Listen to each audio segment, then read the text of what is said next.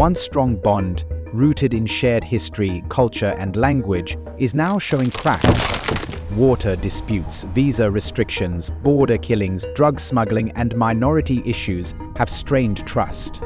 India's recent push-in of around 1,500 people from May 4 to June 25 has further deepened tensions, leaving Bangladesh frustrated and alarmed. What is really happening at the Bangladesh-India border? Is it push-in, push-back, or push-out?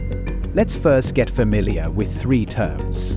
When India pushes people into Bangladesh, India calls it a pushback, while Bangladesh calls it a push-in. But when India forces its own citizens to leave and enter another country, that's called push-out. Media reports reveal that India is pushing their own Bengali-speaking citizens and Myanmar's national across the border.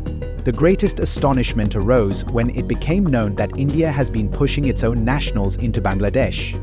Despite possessing voter identity cards, Aadhaar cards, and even passports, countless Indian citizens have been expelled solely on the basis of speaking Bengali.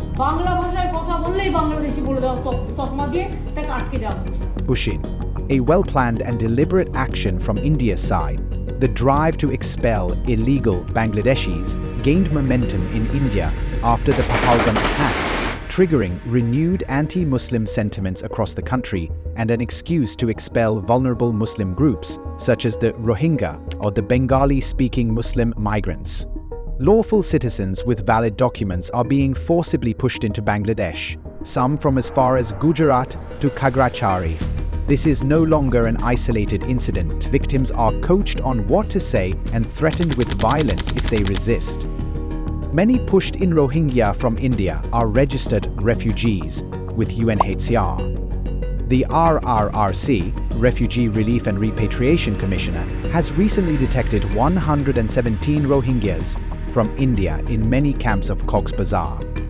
Of them, 43 are registered with UNHCR in India, 47 are registered with UNHCR in Bangladesh, and 27 do not have any registration anywhere.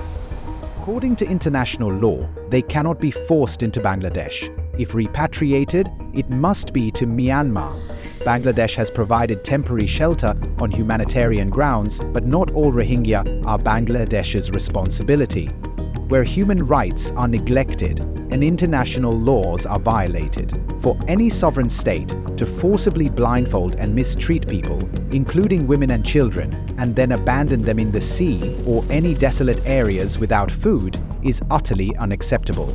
This constitutes a grave violation of human rights. The 1975 India-Bangladesh Border Guidelines and the 2011 Coordinated Border Management Plan were meant to resolve border issues through dialogue, but mass push-ins breach these agreements and basic humanity. International law, including Article 13 of the ICCPR, International Covenant on Civil and Political Rights, and various regional human rights conventions, prohibits forcibly removing people without a legal process, protecting even long-term residents without citizenship. Not conflict but diplomacy is Bangladesh's stance. Push-in or push-back is not a lawful procedure. Therefore, the Bangladesh government has already sent several letters to India regarding these push-in incidents. These letters express concern and request that no individual be pushed in without consultation and vetting. If there are any illegal Bangladeshi nationals in India, they should be sent back through legal channels.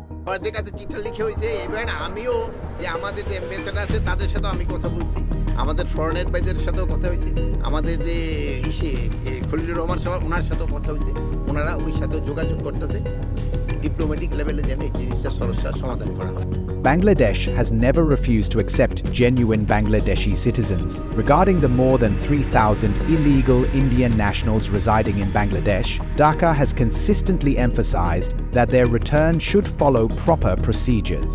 India's push-in activities at the border have cast a thick shadow of distrust between the peoples of the two countries. This shadow risks creating cracks in the multifaceted relationship between them. To clear this darkness and once again spread the light of trust and confidence across the skies of bilateral relations, the initiative must come from Delhi.